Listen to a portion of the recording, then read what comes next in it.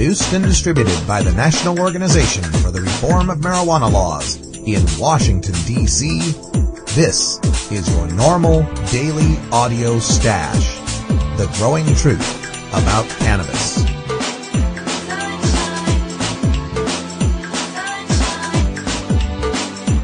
Welcome to the most popular podcast regarding marijuana in all of America and all the world, featuring interviews with scientists, politicians, doctors, prohibition policy activists, regular cannabis consumers, musicians, artists, and NORML staff and NORML's board of directors, along with music and comedy no other podcast can offer. You can always find out more about the show at our website, stash.norml.org, and continue the education and conversation on our blog as well. We're ending marijuana prohibition with education, one listener at a time.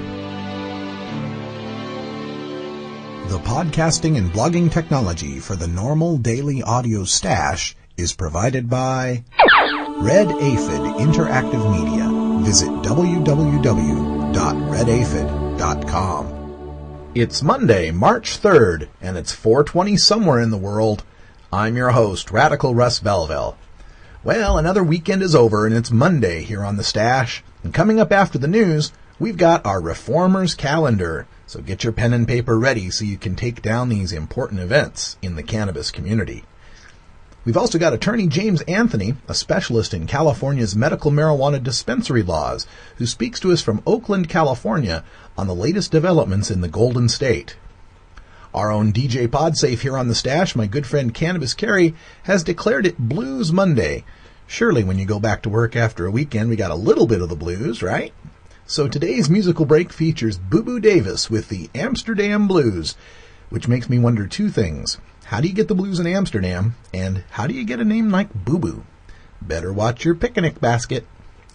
We also round things up today with our continuation of my Friday conversation with Steve Bloom from celebstoner.com. So sit back and relax with your favorite strain. It's time for your NORML Daily Audio Stash.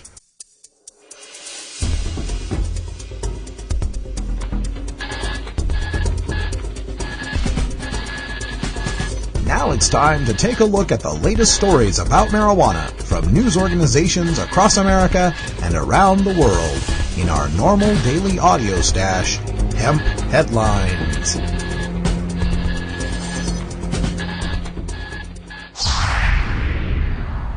Medical marijuana legislation dies in Kansas Senate committee. A proposed bill in a Kansas Senate committee that would establish a Medical Marijuana Defense Act failed to advance further nearly 3 weeks after its introduction.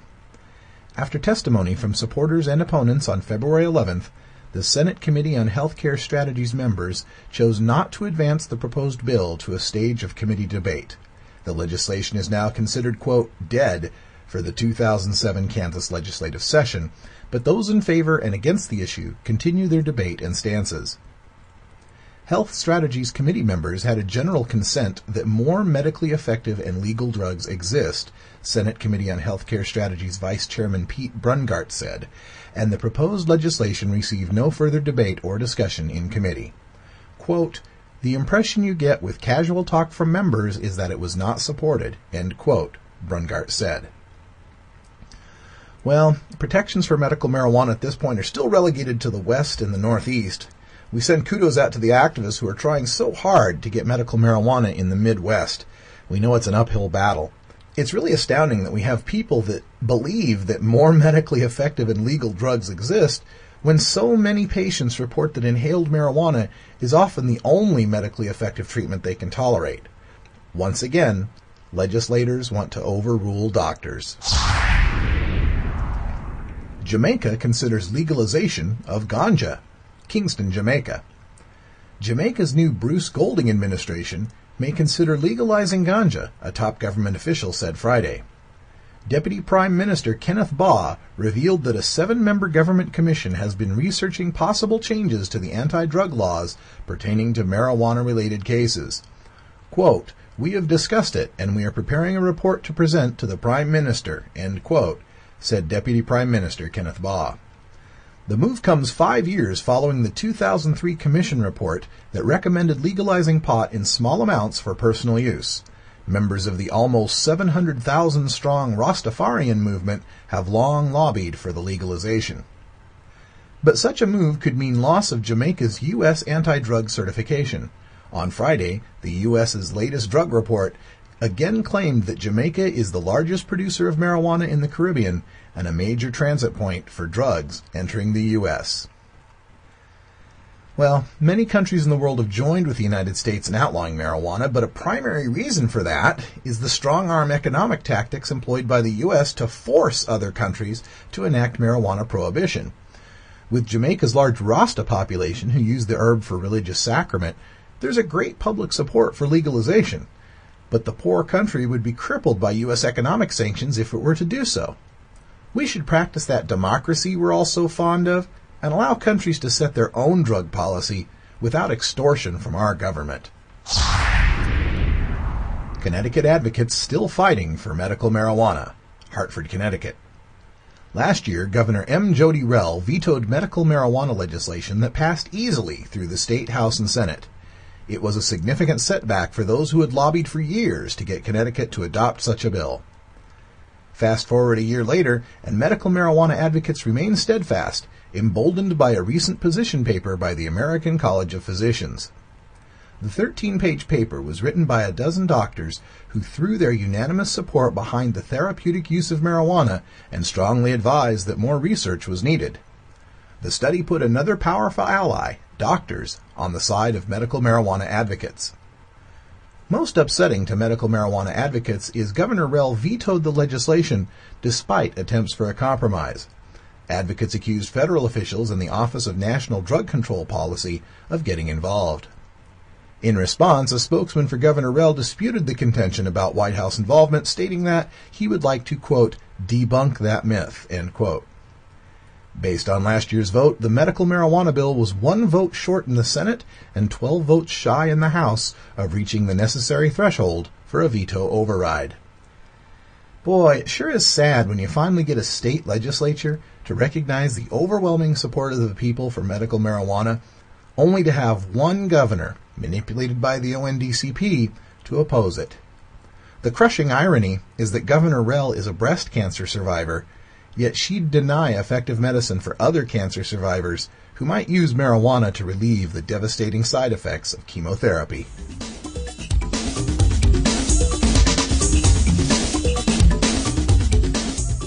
Hi, I'm Rick Steves, and you're enjoying NORML's Daily Audio Stash.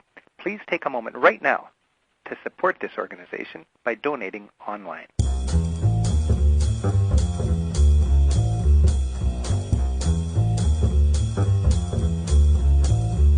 The number one thing you can do to end cannabis prohibition for responsible adults is to get involved with the activists and organizations in your local area. Get your date book ready to jot down these important events on our NORML Daily Audio Stash's Reformers Calendar. Wednesday, March 5th, 2008, Showtime Premium Cable Network premieres the award-winning documentary American Drug War, The Last White Hope at 9 p.m. Eastern. Inspired by the deaths of family members from drug use, writer-director Kevin Booth set out to chronicle the failure of America's long-running, expensive, but ineffective war on drugs with this startling, eye-opening documentary. The documentary features interviews with Tommy Chong, Ron Paul, Ralph Nader, Sheriff Joe Arpaio, General Barry McCaffrey, and more. For more info and showtimes, see www.americandrugwar.com. Thursday, March 6th, New York City. There's a forum on New York's Rockefeller Drug War, the human and fiscal price we all pay, at 6:30 p.m. at the Ethical Cultural Society, 2 West 64th Street at Central Park West, New York City. Admission is free. For more info, contact Caitlin at 212-254-5700, extension 339, or C. Dunkley at correctionalassociation.org. That's CDUNKLEE at correctionalassociation.org, or check the website www.droptherock.org. sensiblebdrugpolicy.org. And for the next 3 weeks, Students for Sensible Drug Policy is sponsoring their Sensible Amsterdam Spring Break travel packages. You can book your tickets and RSVP through Facebook by visiting ssdp.org/events.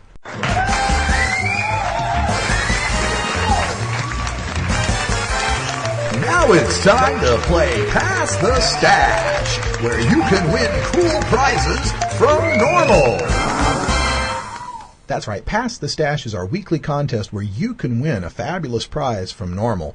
And this week, the prize you could win is the book Parents' Guide to Marijuana by Dr. Mitch Earlywine. This is Dr. Earlywine's newest book where he has collected all of the conversations he's had with parents who are concerned about how to talk to their children about marijuana. If you have a question, you can send it to 420research@gmail.com. Dr. Earlywine will pick 3 of those questions as our prize winners, and you will receive a copy of the book, Parents' Guide to Marijuana. Your question will also be read on air, and we will answer the question on our Wednesday stash. Your name will be kept anonymous. So that's right, our Pass the Stash contest. Just send your questions in to 420research@gmail.com, and you could win this book, The Parents' Guide to Marijuana. Hi, this is Willie Nelson from NORML. For 30 years, NORML has provided a voice for the millions of Americans who smoke marijuana responsibly. In Canada, medicinal use of marijuana is already legal. Now the Canadian government has announced that they will soon stop arresting marijuana smokers altogether. We can learn much from our neighbors to the north. To learn how you can help, contact NORML at www.norml.org. Well, one of the states that we look to for the latest in medical marijuana news is, of course, the first medical marijuana state, California, who passed Prop 215 back in 1996, and they're dealing with a lot of the issues regarding medical marijuana. And one of the experts down there is James Anthony, who's a counselor and attorney at law, specializing, in medical cannabis dispensary permit law. We're speaking to him by telephone in Oakland, California. And James, welcome to the Audio Stash.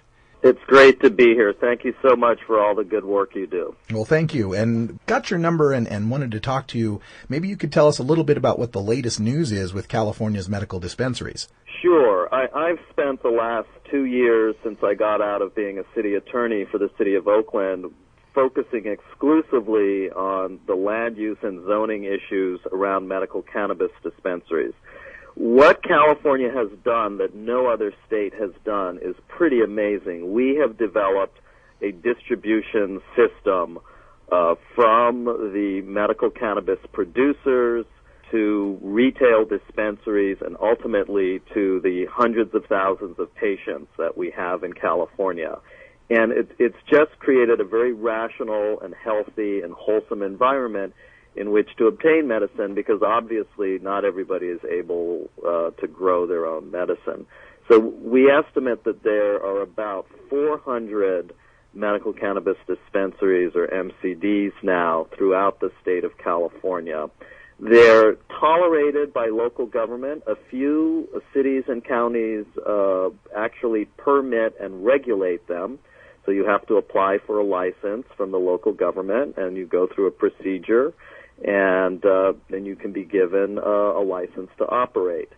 Their actual legality under state law is not entirely clear as to exactly how they should be operated, so it's basically been left up to local governments, cities, and counties as to how to go about taking care of them. And most of the big cities, especially on the coast, have found some way to accommodate them.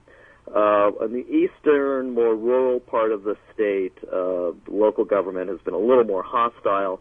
The law enforcement response, the DEA does everything from kind of coming in with a search warrant and busting the place up, taking the medicine, taking the cash, seizing the bank accounts, kind of a snatch and grab scenario where they might not even arrest anybody. But then sometimes they'll come in with an indictment and arrest and prosecute people, and then they're looking at 5, 10, sometimes 20-year mandatory minimums. Another thing they've done recently is send threatening letters to people's landlords And sometimes the landlords will freak out and think, oh no, the federal government's going to take my property, maybe I'd better evict these guys. But for the most part, most of the dispensaries are tolerated and continue to provide medicine to patients in a safe and local manner. Now, are these letters to the landlords, are they using threats with the RAVE Act to try to shut down the dispensaries? Or? No, they're just using their standard drug forfeiture law. It's under both federal and state law, although the DEA is using federal law. If a property is being used for an illegal controlled substance, that property can be seized by the federal government without compensation. Now, obviously, this is a very unpopular law.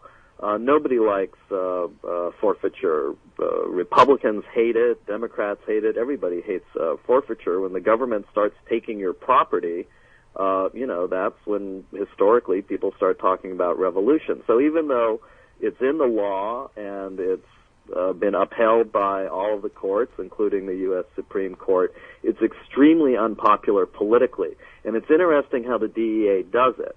It's just some DEA agent, a cop, basically, sending out a threatening letter. It isn't actually that the U.S. attorney goes to federal court and gets and files a forfeiture complaint and serves it on a property owner who then has to go to court with their lawyer and try to save their property. It's not that. It's just a cheap threat by a cop with a computer.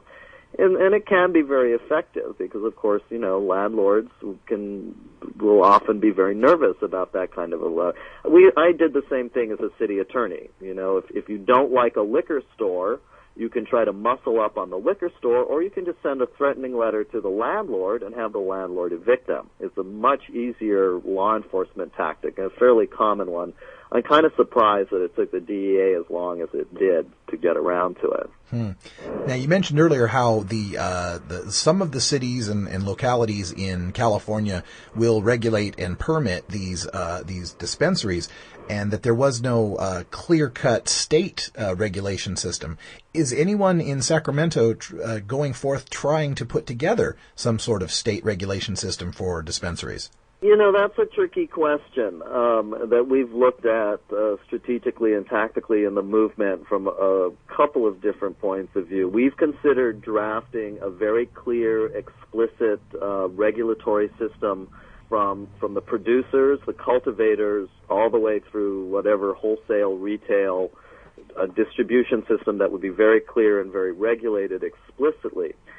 The danger of going to Sacramento, though, is that such a bill could be hijacked by law enforcement or, other people who support the war on drugs and oppose medical cannabis.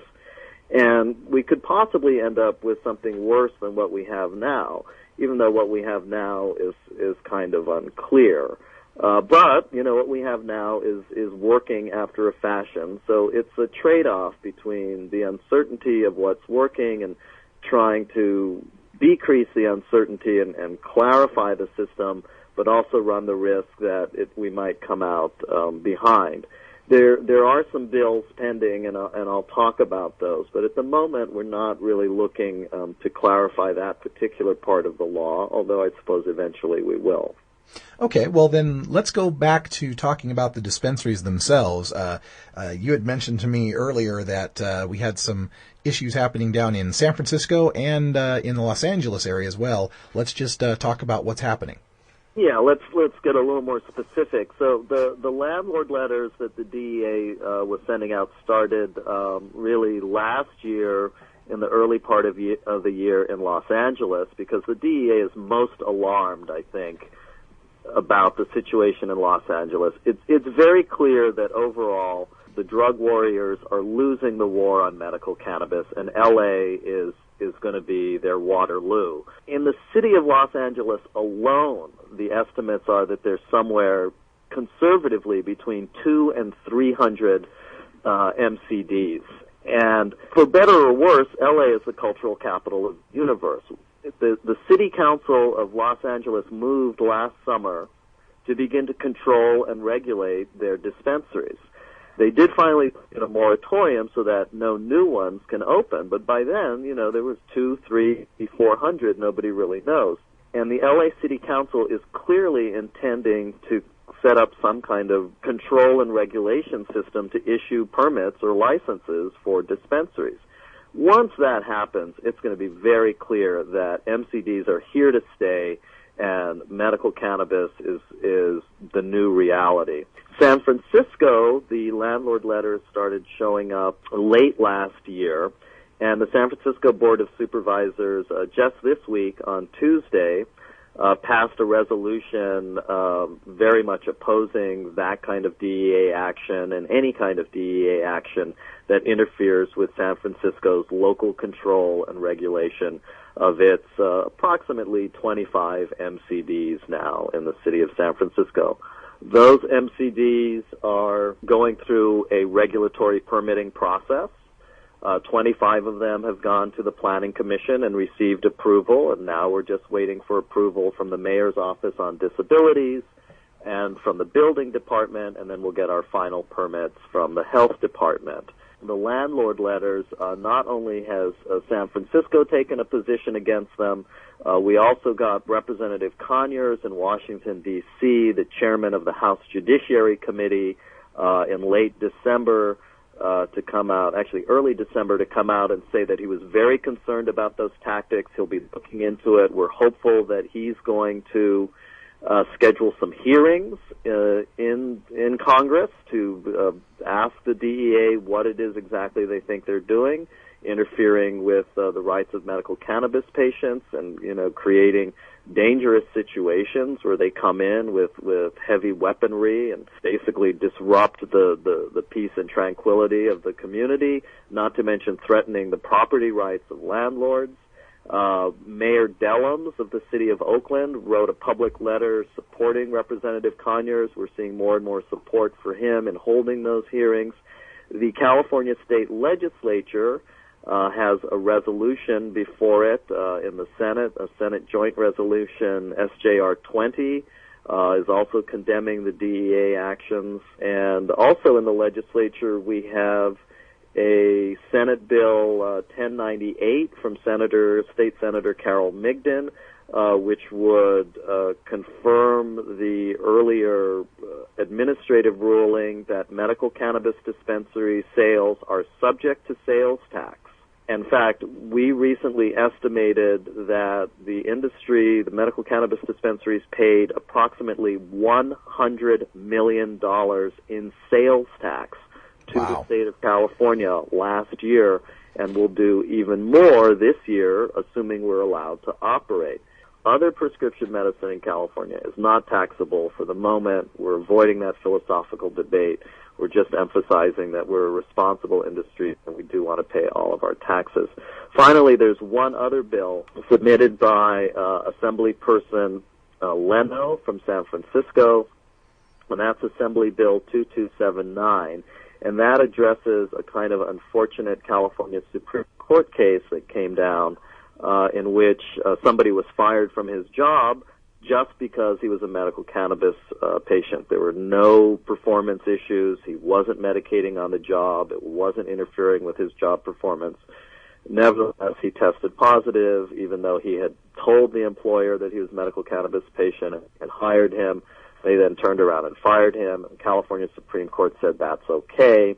Assemblyperson Leno's bill, AB 2279, would make it clear that the voters of California, when they approved medical cannabis, didn't mean that you can only have medical cannabis if you're willing to get fired from your job.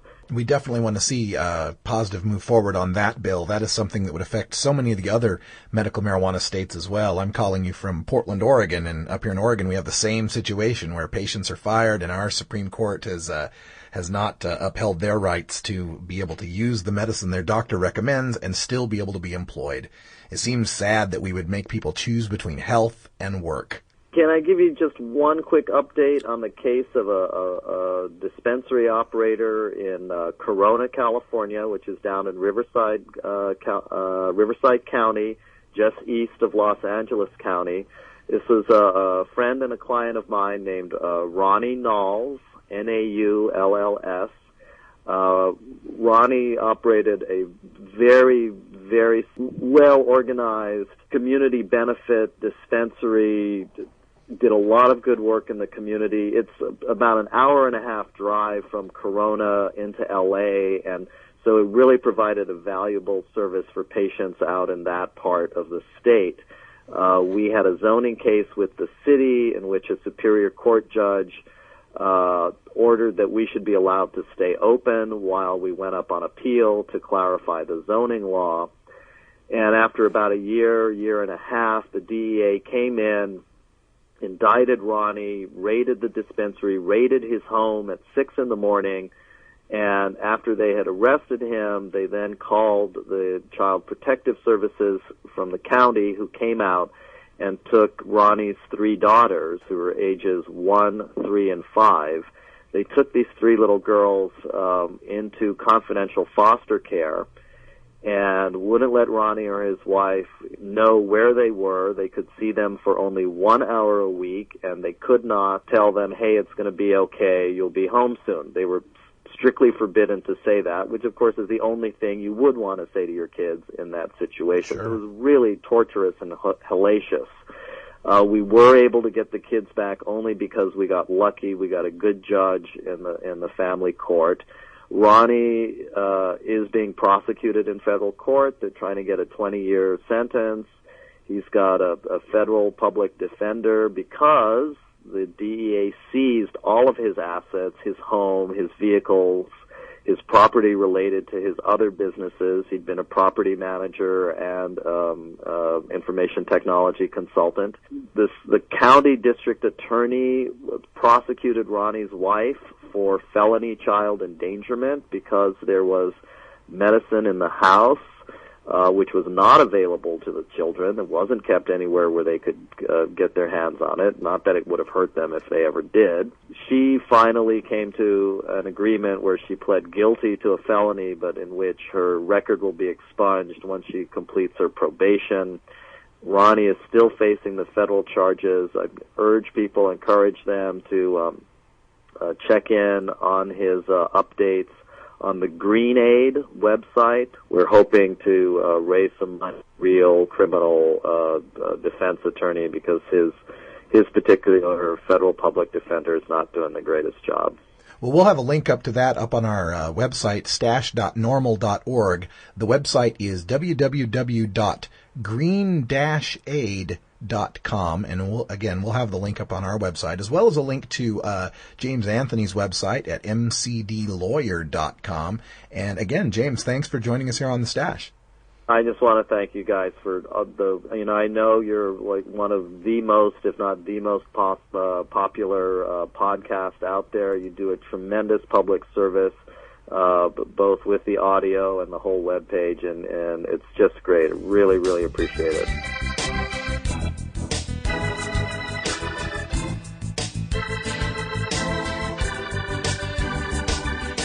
Here at the Normal Daily Audio Stash, we work hard to change our nation's marijuana laws through education and discussion.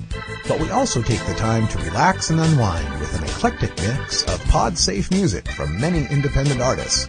We look for music that speaks to the growing truth about cannabis, or music that speaks to broader themes of freedom, liberty, social justice, equality, and protest.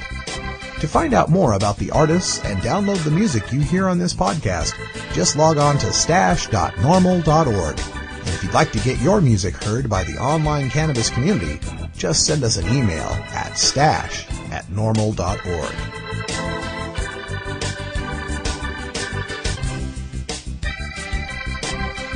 It's Blue Monday here on The Stash, so go ahead and let a real Delta blues man, Boo Boo Davis, take you on a mini vacation to the cannabis mecca in today's music hit, Amsterdam Blues.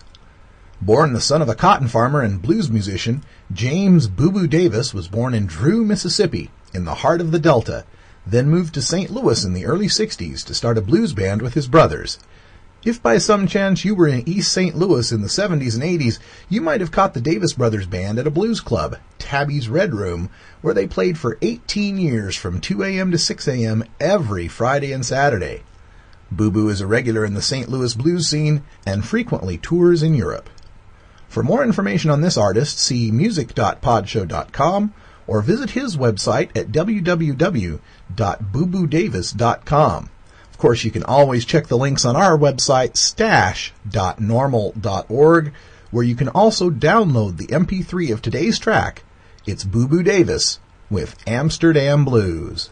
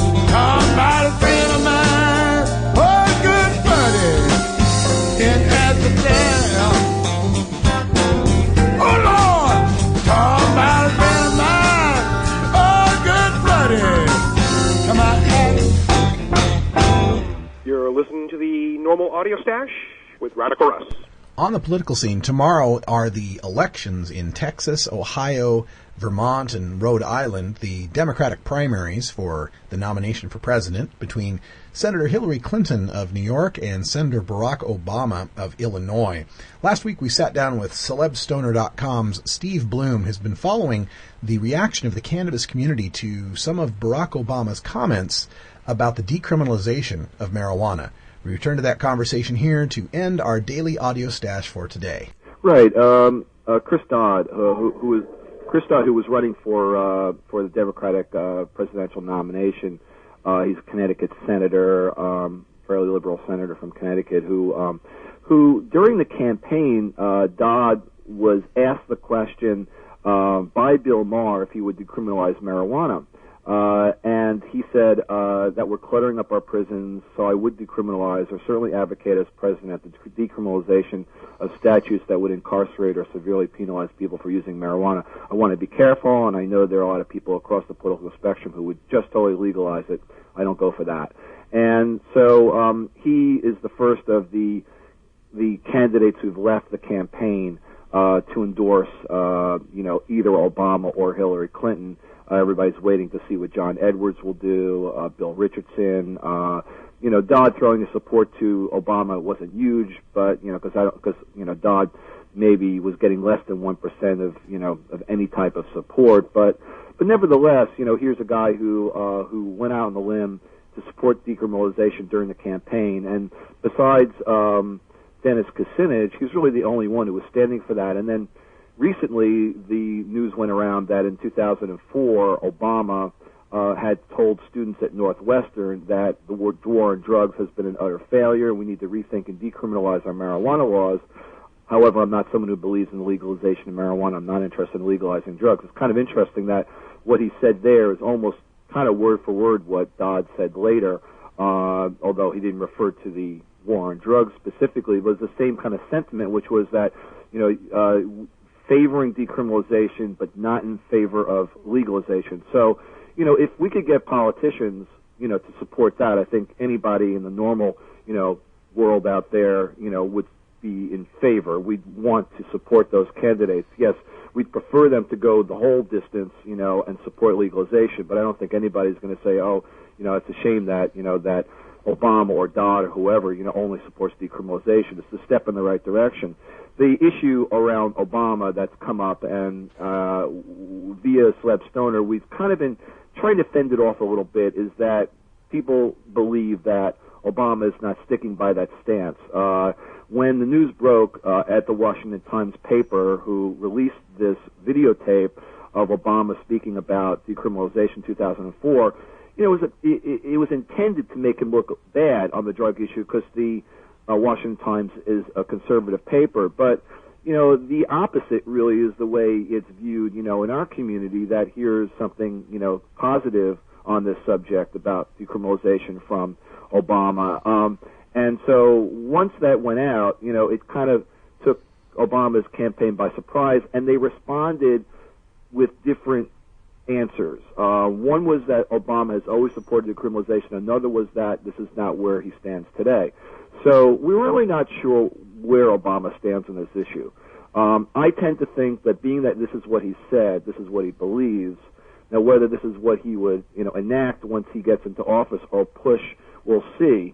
And whether this will become any type of major issue during the campaign, again, we'll see. It hasn't come up again yet in any of the debates, in any discussion. Obama is on record having said that he, used marijuana, cocaine when he was younger, that he inhaled frequently when he was younger. That was the point. He's made light of it. And I think he, all those statements, going back to 2004, going back to more current statements about inhaling, indicate that he is the candidate for marijuana smokers to get behind. But people want to know for sure if he's our guy.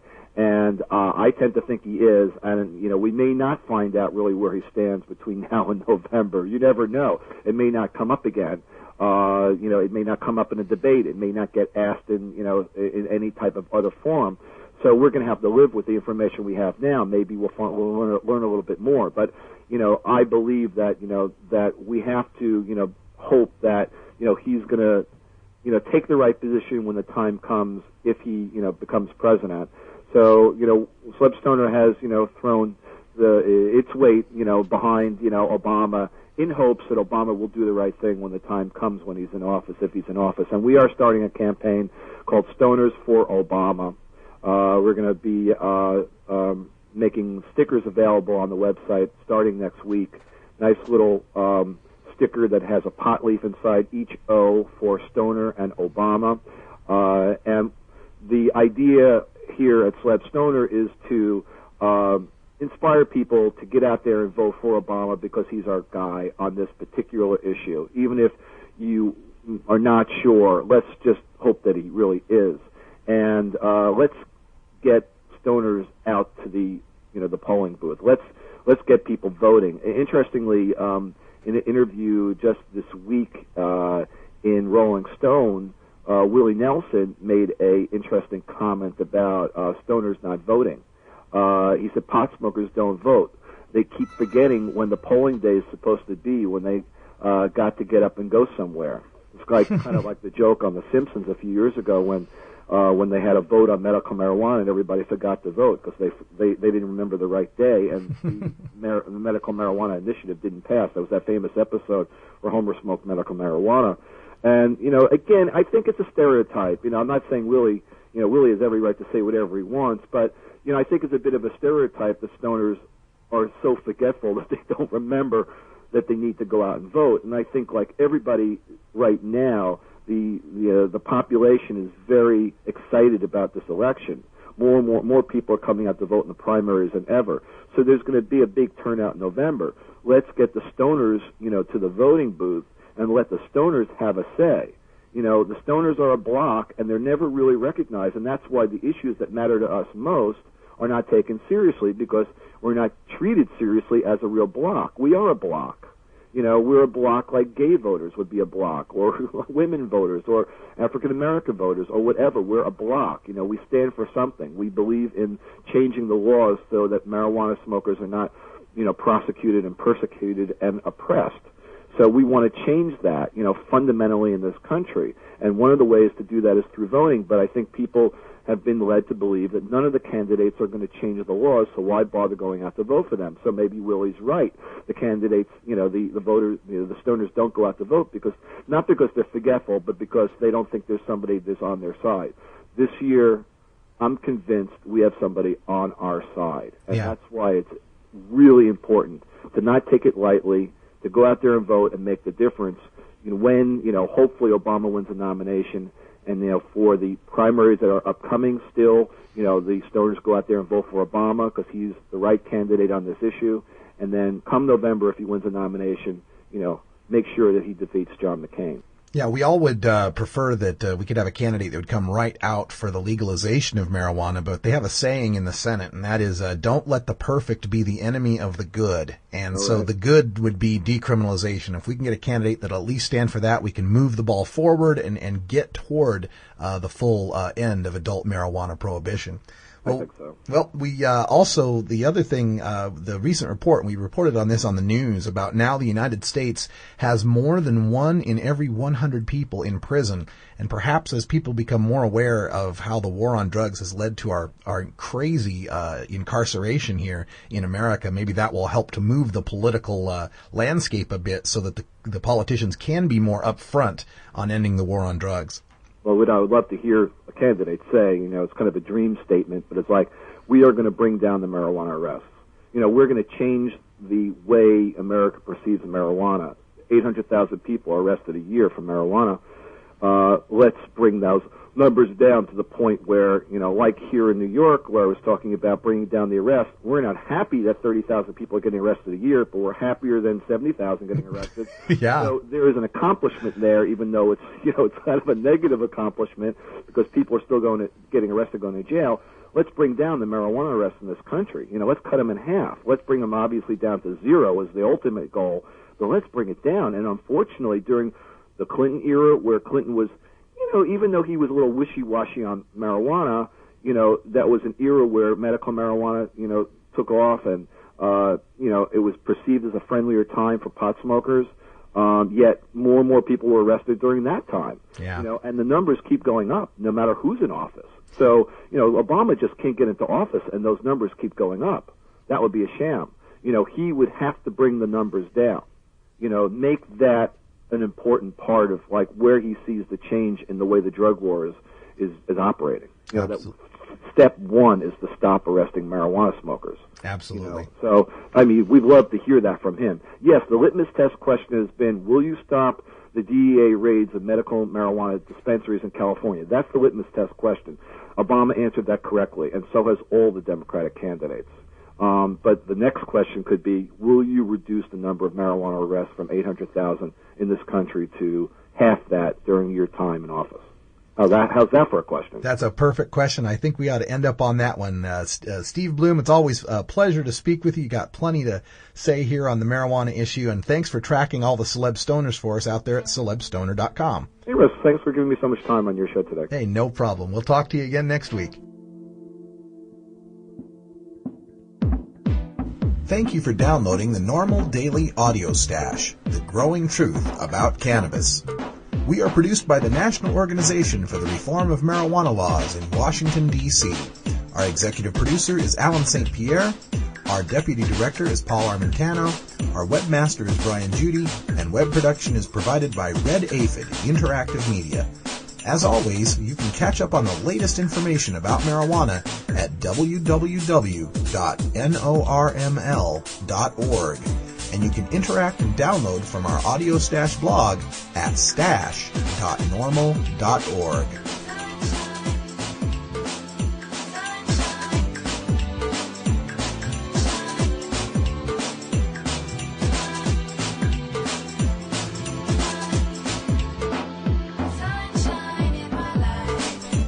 For everyone here at NORML, I'm your host, Radical Russ Belville, hoping all your harvests are bountiful and your encounters with law enforcement are non-existent. We leave you with today's cannabis quote from the British Police Foundation report. Quote, "By any of the major criteria of harm, mortality, morbidity, toxicity, addictiveness, and relationship with crime, cannabis is less harmful than any of the other major illicit drugs, or than alcohol or tobacco." End quote. It's so true, and we all know it. Keep on spreading the truth, the growing truth about cannabis, and thanks for tuning in to today's NORML Daily Audio Stash.